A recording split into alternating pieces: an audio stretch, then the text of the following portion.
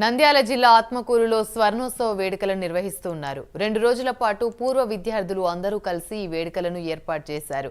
స్వర్ణోత్సవ వేడుకలకు గుర్తుగా స్థానిక ఎమ్మెల్యే బుడ్డా రాజశేఖర్ రెడ్డి శిలాఫలకాన్ని ప్రారంభించారు.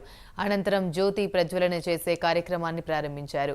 1974 సంవత్సరం నుండి 2025 సంవత్సరం వరకు 50 సంవత్సరాలు పూర్తయిన సందర్భంగా ఈ వేడుకలను నిర్వహిస్తున్నామని కళాశాల యాజమాన్యం తెలిపింది.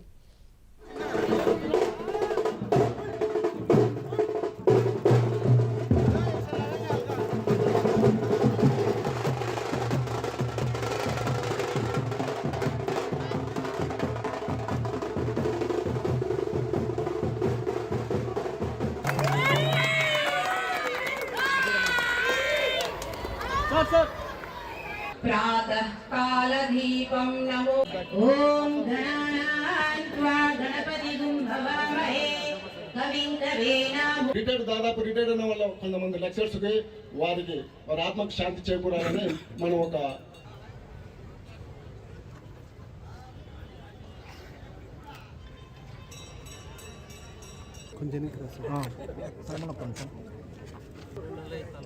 సార్ ఫస్ట్ బ్యాచ్ మీరు